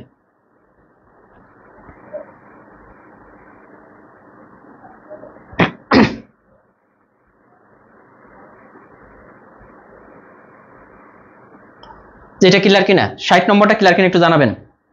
দৈর্ঘ্য ইন্টু প্রস্থ, কোনো চিন্তা নাই, যেহেতু বাহুর দৈর্ঘ্য সমান, প্রত্যেকটা বাহুর দৈর্ঘ্য তো সমান। এখানে এটাও দৈর্ঘ্য 25, এটা দৈর্ঘ্য যদি ধরেন, এটা প্রস্থ, এইটাও সমান, আবার এইটাও, এটা সমান, এটা যেটাই দৈর্ঘ্য ধরেন যেটাই প্রস্থ ধরেন একই কিন্তু আসবে। সামিয়া ইসলাম বলছেন আলহামদুলিল্লাহ, বাংলা লিঙ্ক টাওয়ার আমাদের ঘরের সাথে, তাই নেটের প্রবলেম হচ্ছে না। এ আর মিলন বলছেন যে কলিজায় ঢুকছে। হ্যাঁ, কলিজায় ঢোকাতে চাই।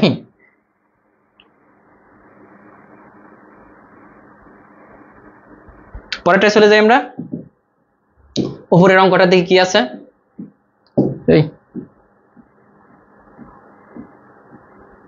এই যে এটা আমরা করব, দেখেন একটি বর্গাকৃতি বাগানের ক্ষেত্রফল 900 বর্গ মিটার, এর পরিসীমা বা বেড়ার দৈর্ঘ্য কত। এই যে একটা বড় ক্ষেত্র, এটা পরিসীমা আর বেড়ার দৈর্ঘ্য কিন্তু একই। কেন পরিসীমা আর বেড়ার দৈর্ঘ্য এক, দেখেন আপনি একটা বাগান করলেন, বাগানের চারপাশ দিয়ে যদি একটা বেড়া দেন না, ওই বেড়াটাই কিন্তু পরিসীমা। বাগানের চারপাশ দিয়ে যে বেড়া দিবেন, ওই বেড়াটা আর পরিসীমা একই।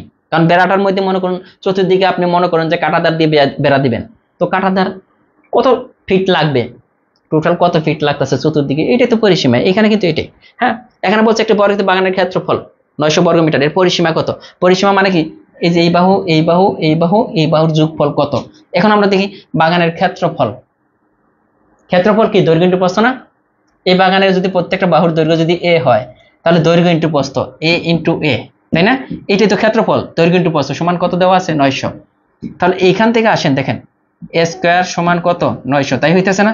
আমরা কিন্তু সূত্র মুখস্থ না করে বুঝে বুঝে করতেছি। হ্যাঁ, এ সমান কত, দেখেন তো এ সমান 900। এখন দেখেন এটাকে আপনি কিভাবে বর্গমূল করবেন। বর্গমূল করার সিস্টেম হচ্ছে দুইটা শূন্য থেকে একটা শূন্য আসে, যদি শূন্য থাকে তাহলে দুইটা থেকে একটা আনতে হবে, আর 9কে বর্গ করলে 3। তার মানে এটার প্রত্যেকটা বাহুর দৈর্ঘ্য, এই যে এই বাহু 30, এই বাহু 30, এই বাহু 30, এই বাহু কিন্তু 30 পেয়ে গেলাম। এখন বলেন এটার পরিসীমা বা বেড়ার দৈর্ঘ্যটা কত। এটার পরিসীমা দেখি কে কে বলতে পারেন। আমাদের তো এটাই চাইছে যে বেড়ার দৈর্ঘ্য, পরিসীমা বা বেড়ার দৈর্ঘ্যটা কত, দেখি কে কে পারেন।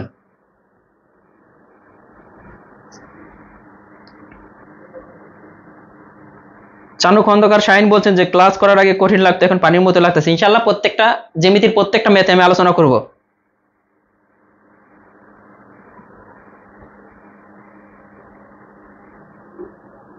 দেখেন যে এটা ক্লিয়ার হয়েছে কিনা। এখন পরিসীমা কত বলেন? পরিসীমা মানে কি? 4টা বাহু আমরা যোগ করে দিব। পরিসীমা মানে কি? 4টা বাহু যোগ করব। 4টা বাহু 30 × 60, 3 × 90, 120। তাই কত হচ্ছে বলেন? তো পারছেন না? অথবা আপনি কিভাবে করতে পারেন? আমরা কিভাবে করতাম না বুঝে কিন্তু এটা মুখস্থ করছি আমরা এতদিন, যে বর্গক্ষেত্রের পরিসীমা কত 4a, এটা মুখস্থ করছি। তো 4 × এই যে এর মান আমরা কত পাইছি 30, তো 30 সমান হচ্ছে 120। কিন্তু এটা কেন আসলো? এটা যদি আপনি বুঝে আসতে পারেন যে এইখান থেকে এটা আসছে 4টা বাহুর যোগফল থেকে এই 4a, কারণ এইটা একটায়, দুইটায়, তিনটায়, চারটায়, এই জন্য কিন্তু 4a আসছে।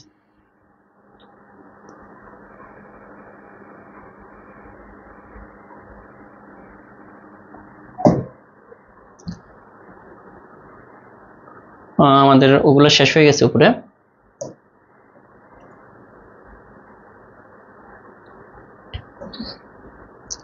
আর কি আছে এখানে? এক বাহুর দৈর্ঘ্য তো করছি।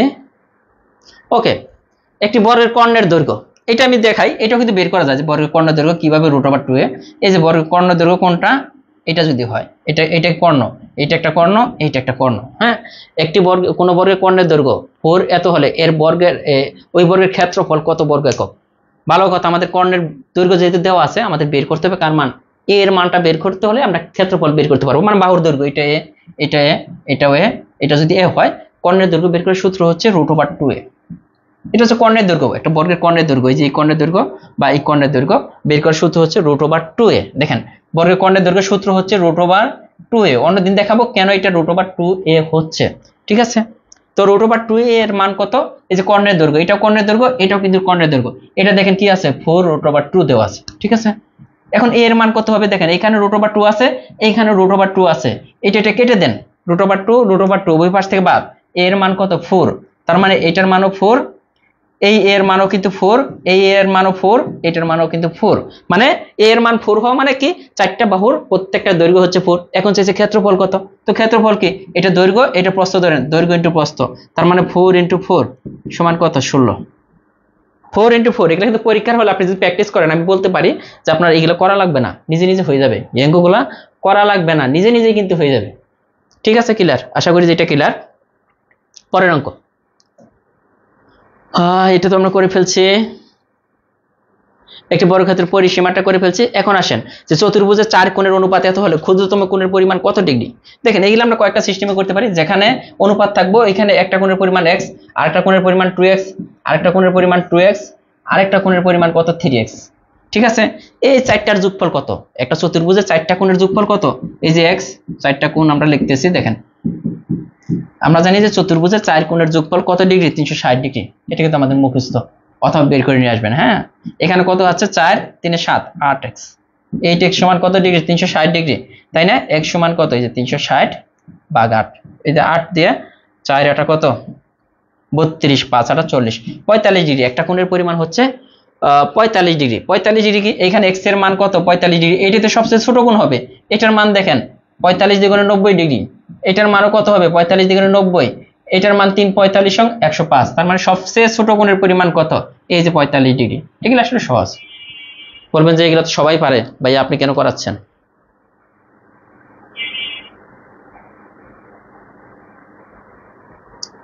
পরের অঙ্ক 62 পরে আছে। এই যে এটা যদি আমি বলি আপনাদেরকে, এখন এই যে এই জিনিসটা বুঝিয়ে একটু মজা পাবো। আগে যেহেতু বেসিকটা আপনি শিখে গেছেন, একটা আয়তাকার ঘরের দৈর্ঘ্য ও বিস্তার, বিস্তার মানে প্রস্থ, আমরা এটাও কিন্তু বুঝি না। বিস্তার মানে কি? প্রস্থ বলা হয় এটাকে। হ্যাঁ, বিস্তার মানে একটা আয়তাকার বাগানের দৈর্ঘ্য বিস্তারের দ্বিগুণ, এর ক্ষেত্রফল 512 বর্গ মিটার হলে পরিসীমা কত? একটা আয়তক্ষেত্র আমরা ড্র করি। হ্যাঁ, তারপরে সবচেয়ে সহজ হবে, এটা একটা আয়তক্ষেত্র। আয়তক্ষেত্রের সংজ্ঞা কি? যার বিপরীত বাহুগুলা সমান এবং কোণগুলা সমকোণ। বিপরীত বাহু সমান মানে এই বাহু সমান এই বাহু, এই বাহু সমান এই বাহু, আর প্রত্যেকটা কোণ হবে সমকোণ। এটা হচ্ছে আয়তক্ষেত্র। এখন আমাদের বলতেছে আয়তক্ষেত্রের দৈর্ঘ্য, এটা মনে করেন দৈর্ঘ্য, এটা হচ্ছে প্রস্থ। হ্যাঁ, দৈর্ঘ্যটা বড় হয় নরমালি।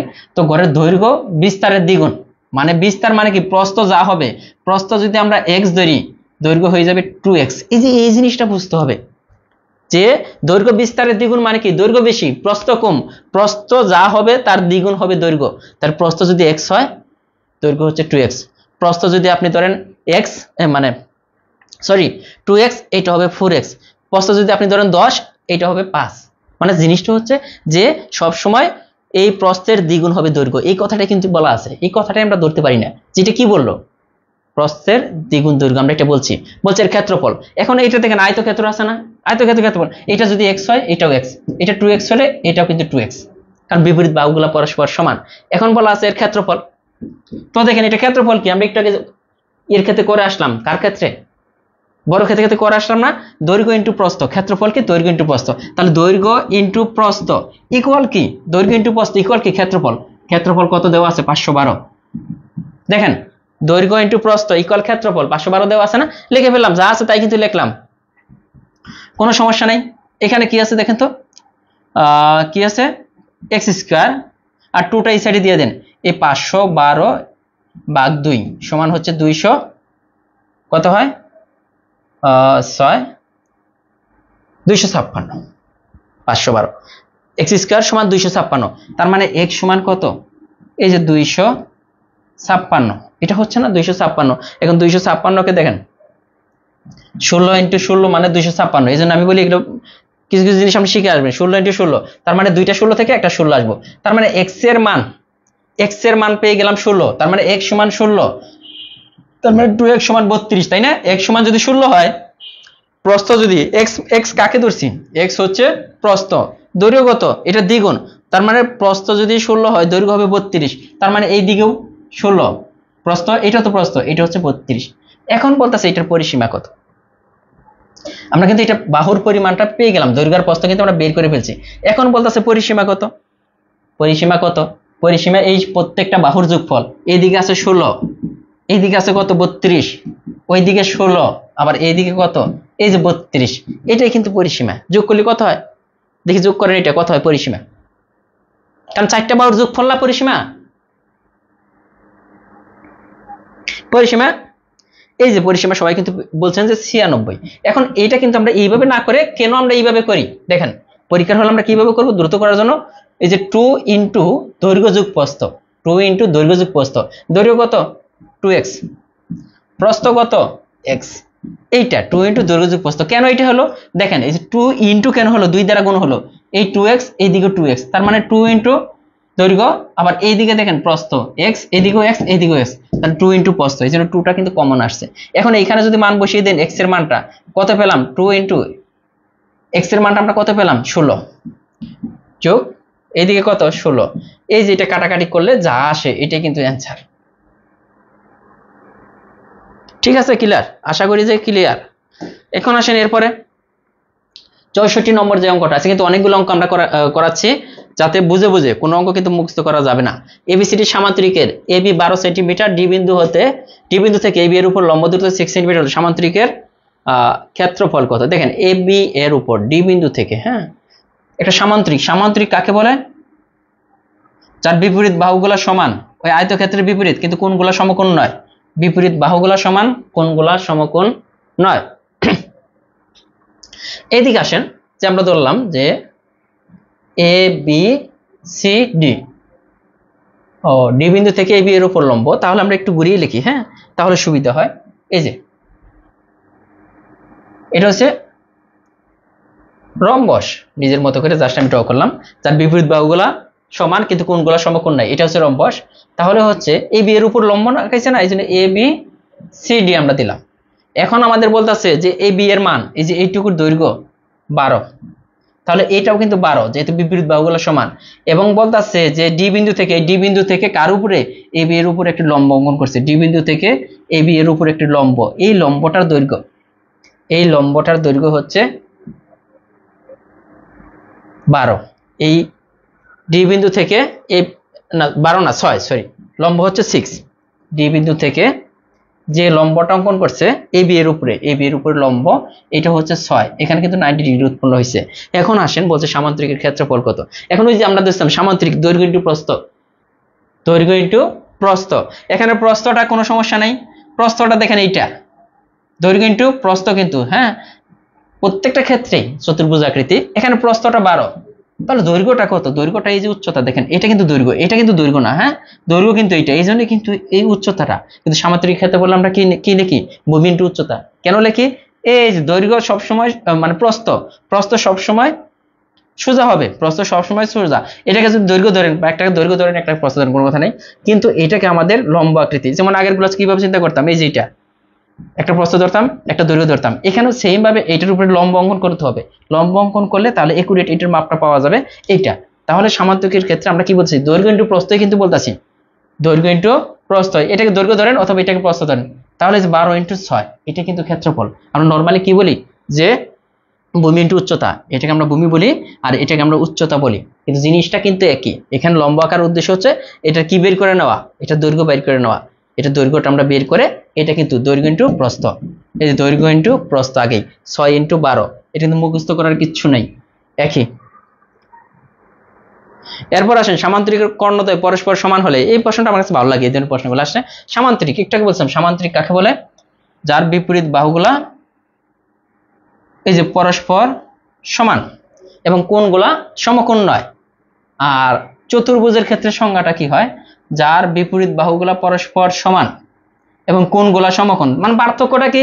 এখানে কোণগুলা সমকোণ নয়, এখানে কোণগুলা সমকোণ। এটারও কিন্তু বিপরীত বাহুগুলা চতুর্ভুজ না, আয়তক্ষেত্র। এটা আয়ত যদি চিন্তা করি, আর এটা হচ্ছে সামান্তরিক।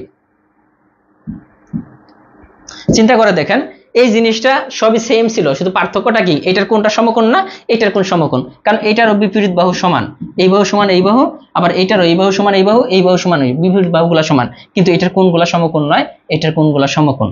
এটা পার্থক্য। আরেকটা পার্থক্য হচ্ছে, যেহেতু এটা সমকোণ না, এটার কর্ণগুলা আর এইটার কর্ণগুলা সমান নয়, এটার কর্ণ মানে আয়তক্ষেত্রের কর্ণগুলা সমান, সামান্তরিকের কর্ণগুলা সমান না। এখন এটাকে যদি কি বলতেছে, সামান্তরিক কর্ণ যদি পরস্পর সমান হয়ে যায়, এই কর্ণ দুইটা তো সমান না, যদি এইটাকে পরস্পর সমান হয়ে যায়, দেখেন কিভাবে সমান বানাবো, এটা যদি আমি দেখাই, এখানে আপনি একটু ধাক্কা দিবেন, মনে করেন যে এইভাবে একটু ধাক্কা দিলেন, এখানে এটা ধাক্কা দিলে কি হয়ে যাবে? ধাক্কা দিলে এই মাথাটা দেখেন, এই মাথাটা কিন্তু এইদিকে সরে আসবে, এইদিকে মানে এইখানে চলে আসলো ধাক্কা দেওয়ার ফলে। আবার এই মাথাটা এইদিকে আসলে এই মাথাটা কিন্তু বাইরের দিকে চলে যাবে, হ্যাঁ এইদিকে, এই যে এই বরাবর চলে আসবে। তখন দেখেন যে এটা কি হয়ে যাচ্ছে, এটার শেপটা কিন্তু চেঞ্জ হয়ে এরকম হয়ে যাচ্ছে। এখান থেকে যখন একটু ধাক্কা দেব, ধাক্কা দিলে কোনটা সমকোণ হয়ে যাবে, সামান্তরিকের কর্ণদ্বয় তখনই সমান হবে। তখন কিন্তু এই যে দেখেন কর্ণ কিন্তু এই বরাবর হয়ে যাবে, তখন কিন্তু কর্ণ এটাকে যদি এখানে ড্র করি, পরস্পর সমান হয়ে যাবে কর্ণ দুইটা। কর্ণ দুইটা সমান হয়ে গেলেই তো কোণগুলা 90 ডিগ্রি হয়ে যাবে। সামান্তরিকের কর্ণ যদি সমান হয়ে যায়, কোণগুলা 90 ডিগ্রি হয়ে যাবে। বাহুগুলা তো সমানই থাকবে, বিপরীত বাহুগুলা পরস্পর সমান, কিন্তু আমরা সংজ্ঞাতে কি বলছি, যার বিপরীত বাহুগুলো পরস্পর সমান এবং কোণগুলো 90 ডিগ্রি, ওইটাকে বলা হয় আয়ত। তাহলে সামান্তরিকের সাথে আয়তর মিল আছে, সামান্তরিক আর আয়ত। তার মানে আমি একটা জিনিস বুঝিয়ে রাখি, যে সামান্তরিককে ধাক্কা দিলে আয়ত হয়ে যায়, আবার আয়তকে ধাক্কা দিলে সামান্তরিক হয়ে যায়, খালি কর্ণটা চেঞ্জ হয়ে যায়, খালি কর্ণটা চেঞ্জ হয়ে যায়, এটি তো পার্থক্য। এখন আসেন আরেকটা জিনিস, আয়ত আর এই যে বর্গ, রম্বস আর বর্গ, দেখেন এটা হচ্ছে একটা বর্গ যার প্রত্যেকটা বাহুই সমান, কোণগুলা সমকোণ।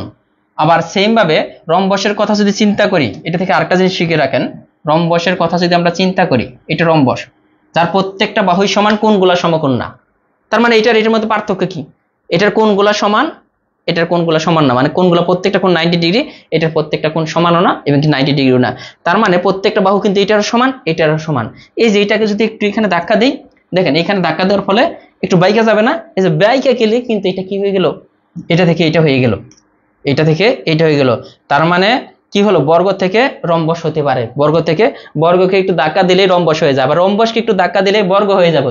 এখানে কি হয়েছিল, এই যে সামান্তরিককে একটু ধাক্কা দিলে হয়ে যাবে কি, আয়ত। সামান্তরিককে ধাক্কা দিলে আয়ত হবে, আয়তকে ধাক্কা দিলে সামান্তরিক হবে। এই যে এই কথাটা এখানেও আসতে পারে, যে সামান্তরিকের কর্ণদ্বয় পরস্পর সমান হলে কি হয়ে গেল, আয়তক্ষেত্র। সেম ভাবে আসতে পারে, এটা রম্বস না, রম্বসের কর্ণদ্বয় যদি পরস্পর সমান হয়ে যায়, এই যে 90 ডিগ্রি হলে তো কর্ণদ্বয় সমান হয়ে যাবে, তখন হয়ে যাবে কি, বর্গ। এটাও আসতে পারে পরীক্ষার হলে, যে রম্বসের কর্ণদ্বয় পরস্পর সমান হলে কি হবে, বর্গ। আবার সামান্তরিকের কর্ণদ্বয় পরস্পর সমান হলে আয়তক্ষেত্র হয়ে যাবে। ক্লিয়ার কিনা একটু বলবেন।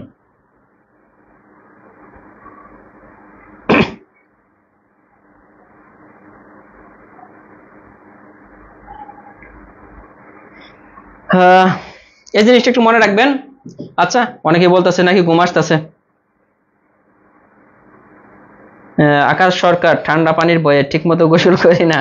যাক আলহামদুলিল্লাহ, ঢাকাতে কিন্তু কোনো প্রকার মানে শীত পড়ে নাই, এখনো কিন্তু ফ্যান চলতেছে। ঢাকাতে কিন্তু মোটামুটি গরমই। হ্যাঁ, গ্রামে অবশ্যই হালকা হালকা শীত মনে হয় পড়ছে, এটা কিন্তু আমরা এখান থেকে বুঝতেছি না। তো মোটামুটি আজকের মতো এই পর্যন্তই।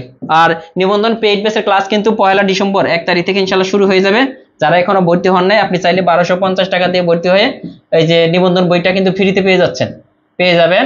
আর যারা বই নিয়ে ফেলছেন অলরেডি, তারা কিন্তু চাইলে 1000 টাকা দিয়ে ভর্তি হতে পারবেন এই কোর্সে, চাইলে ভর্তি হতে পারেন। আর নিবন্ধন পেইড বেচে ভর্তি হওয়ার জন্য আপনারা চাইলে এই নম্বরে যোগাযোগ করতে পারেন, 01734519229, এই নম্বরে যোগাযোগ করতে পারেন। আর সবাই একটু শেয়ার করে দেন। আর ক্লাসটা কেমন লাগলো, আজকের ক্লাসের প্রতি আপনার অনুভূতি কি, যে জ্যামিতি জিনিসগুলো বুঝে বুঝে পড়া যায় কিনা একটু জানাবেন। জ্যামিতির ব্যাপারগুলো ভালো লাগতেছে কিনা একটু জানাবেন আমাকে। তো ধন্যবাদ সবাইকে, ভালো থাকবেন, আল্লাহ হাফেজ।